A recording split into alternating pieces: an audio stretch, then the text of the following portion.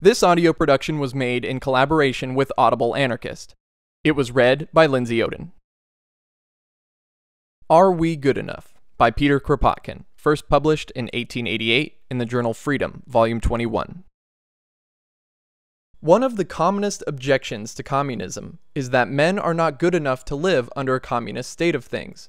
They would not submit to a compulsory communism, but they are not yet ripe for free anarchistic communism. Centuries of individualistic education have rendered them too egotistic. Slavery, submission to the strong, and work under the whip of necessity have rendered them unfit for a society where everybody would be free and know no compulsion except what results from a freely taken engagement towards the others, and their disapproval if he would not fulfill the engagement. Therefore, we are told, some intermediate transition state of society is necessary as a step towards communism. Old words in a new shape. Words said and repeated since the first attempt at any reform, political or social, in any human society.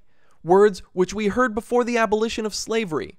Words said 20 and 40 centuries ago by those who would like too much their own quietness for liking rapid changes, whom boldness of thought frightens, and who themselves have not suffered enough from the iniquities of the present system to feel the deep necessity of new issues. Men are not good enough for communism, but are they good enough for capitalism? If all men were good-hearted, kind, and just, they would never exploit one another, although possessing the means of doing so. With such men, the private ownership of capital would be no danger. The capitalist would hasten to share his profits with the workers, and the best remunerated workers with those suffering from occasional causes. If men were provident, they would not produce velvet and articles of luxury, while food is wanted in cottages. They would not build palaces as long as there are slums. If men had a deeply developed feeling of equity, they would not oppress other men. Politicians would not cheat their electors. Parliament would not be a chattering and cheating box, and Charles Warren's policemen would refuse to bludgeon the Trafalgar Square talkers and listeners. And if men were gallant, self-respecting, and less egotistic, even a bad capitalist would not be in danger. The workers would have soon reduced him to the role of a simple comrade manager. Even a king would not be dangerous, because the people would merely consider him as a fellow unable to do better work, and therefore entrusted with signing some stupid papers sent out to the other cranks calling themselves kings. But men are not those free-minded, independent, provident, loving, and compassionate fellows which we should like to see them.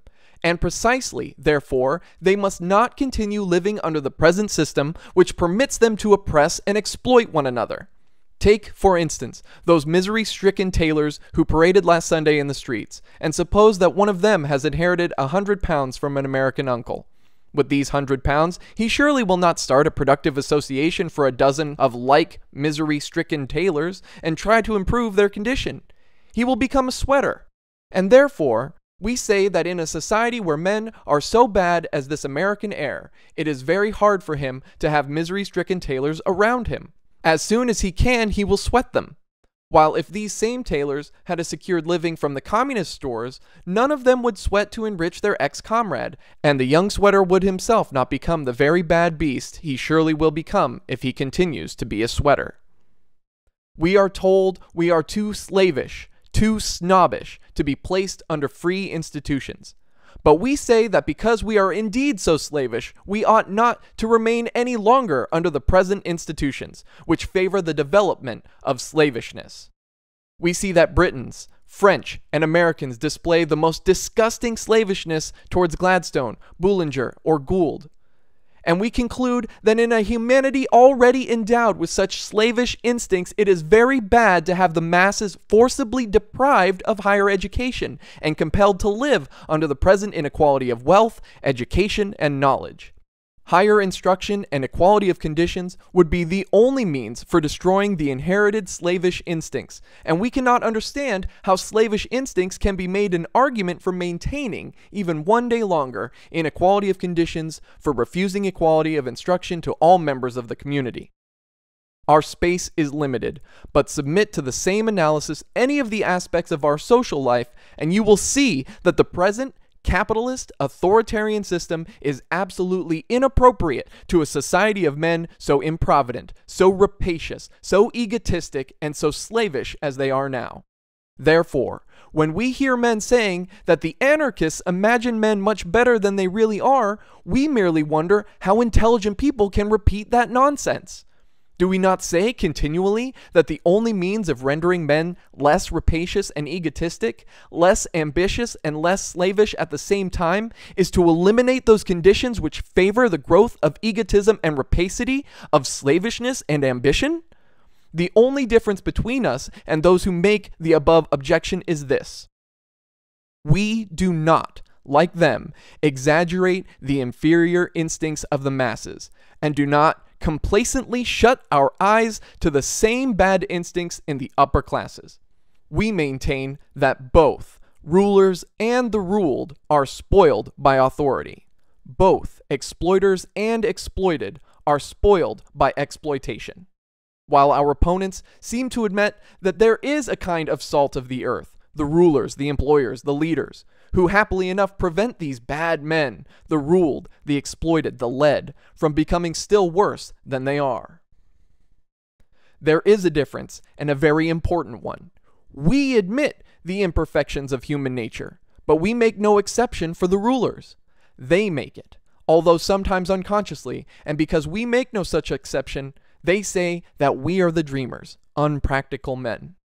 An old quarrel, that quarrel between the practical men and the unpractical, the so-called utopists, a quarrel renewed at each proposed change, and always terminating by the total defeat of those who name themselves practical people. Many of us remember the quarrel when it raged in America before the abolition of slavery. When the full emancipation of the Negroes was advocated, the practical people used to say that if the Negroes were no more compelled to labor by the whips of their owners, they would not work at all, and soon would become a charge upon the community. Thick whips could be prohibited, they said, and the thickness of the whips may be progressively reduced by law to half an inch first, and then to a mere trifle of a few tenths of an inch. But some kind of whip must be maintained. And when the abolitionists said, just as we say now, that the enjoyment of the produce of one's labor would be a much more powerful inducement to work than the thickest whip, nonsense, my friend, they were told, just as we are told now. Quote, "You don't know human nature. Years of slavery have rendered them improvident, lazy, and slavish, and human nature cannot be changed in one day. You are imbued, of course, with the best intentions, but you are quite unpractical." Unquote. Well, for some time the practical men had their way in elaborating schemes for their gradual emancipation of Negroes. But alas, the schemes proved quite unpractical, and the Civil War, the bloodiest on record, broke out. But the war resulted in the abolition of slavery, without any transition period. And see, none of the terrible consequences foreseen by the practical people followed. The Negroes work. They are industrious and laborious. They are provident, nay, too provident indeed, and the only regret that can be expressed is that the scheme advocated by the left wing of the unpractical camp, full equality and land allotments, was not realized. It would have saved much trouble now. About the same time, a like quarrel raged in Russia, and its cause was this. There were in Russia 20 million serfs. For generations past, they had been under the rule, or rather the birch rod, of their owners. They were flogged for tilling their soil badly, flogged for want of cleanliness in their households, flogged for imperfect weaving of their cloth, flogged for not sooner marrying their boys and girls, flogged for everything. Slavishness, improvidence were their reputed characteristics. Now came the utopists and asked nothing short of the following: complete liberation of the serfs, immediate abolition of any obligation of the serf towards the lord. More than that, immediate abolition of the lord's jurisdiction and his abandonment of all the affairs upon which he formerly judged, to peasants' tribunals elected by the peasants, and judging, not in accordance with law which they did not know, but with their unwritten customs. Such was the unpractical scheme of the unpractical camp. It was treated as a mere folly by practical people.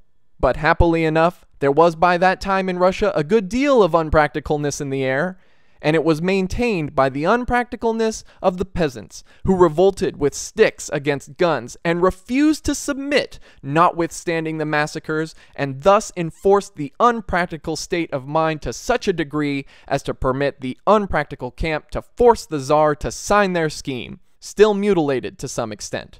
The most practical people hastened to flee away from Russia, that they might have their throats cut a few days after the promulgation of that unpractical scheme. But everything went on quite smoothly, notwithstanding the many blunders still committed by practical people. These slaves, who were reputed improvident, selfish brutes, and so on, displayed such good sense, such an organizing capacity as to surpass the expectations of even the most unpractical utopists. And in 3 years after the emancipation, the general physiognomy of the villages had completely changed. The slaves were becoming men. The utopists won the battle. They proved that they were the really practical people, and that those who pretended to be practical were imbeciles. And the only regret expressed now by all who know the Russian peasantry is that too many concessions were made to those practical imbeciles and narrow-minded egotists, that the advice of the left wing of the unpractical camp was not followed in full. We cannot give more examples, but we earnestly invite those who like to reason for themselves to study the history of any of the great social changes which have occurred in humanity from the rise of the communes to the reform and to our modern times.